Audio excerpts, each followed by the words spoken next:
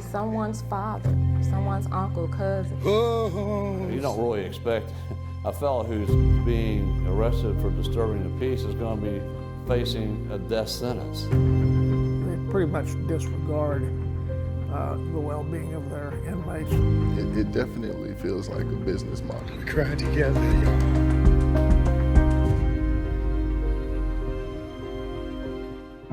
Do you understand?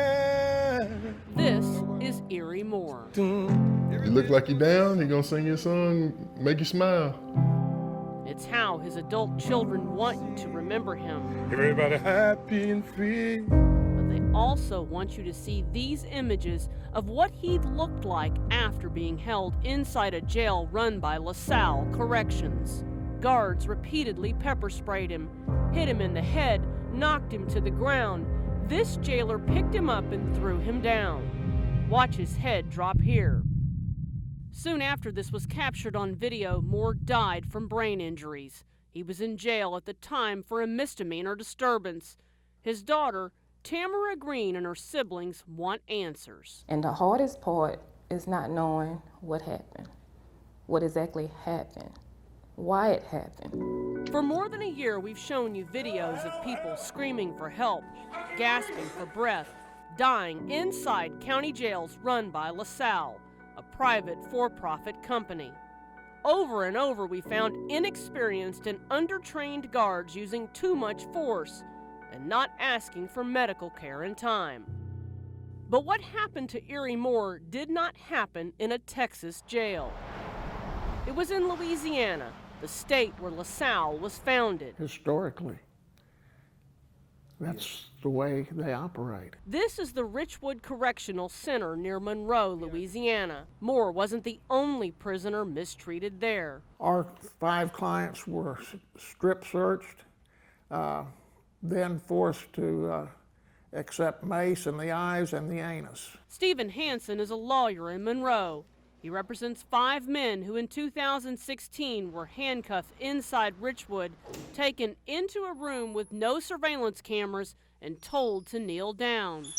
4 former LaSalle guards are now in federal prison over what happened to Hansen's clients.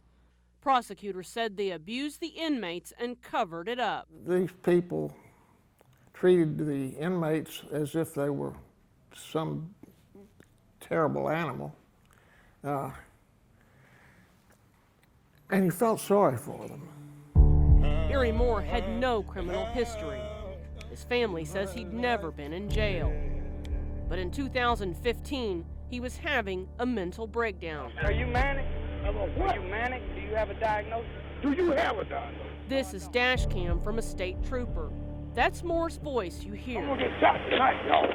No, you ain't gonna get shot. You got a gun? You got a gun? I never had a gun. Then how you gonna get shot? Y'all got guns. But the trooper wrote Moore a citation and let him go. The next morning, Moore was booked into LaSalle's Richwood jail for cursing at an employee of a donut shop. He told the officer that police were going to kill him. He was just standing up more. He was just standing up, talking to the camera, saying he was God. But instead of following procedure by isolating Moore and getting him a mental evaluation, investigative records show guards put this man, Vernon White, in the cell with him. White had fought with another inmate earlier.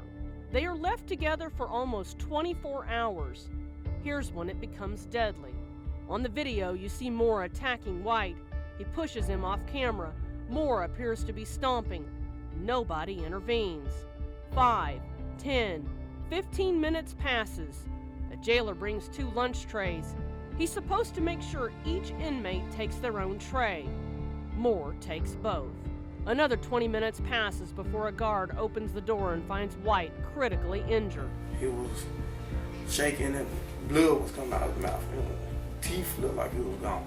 White died from his injuries. Why would you put a hostile inmate that was fighting another cell in a cell with a man? Clearly, he wasn't okay. When guards removed Moore from the cell, they hogtied him. They carried him a few feet before a guard slipped and dropped him on his head. Guards hauled Moore to the same room without video cameras. He is in that room for an hour and a half. I believe that Mr. Moore was taken into that room to teach him a lesson. These are pictures of Moore after his stay at LaSalle's jail. He was in such critical condition that he was airlifted to a Shreveport hospital. He didn't deserve it. He had a good heart.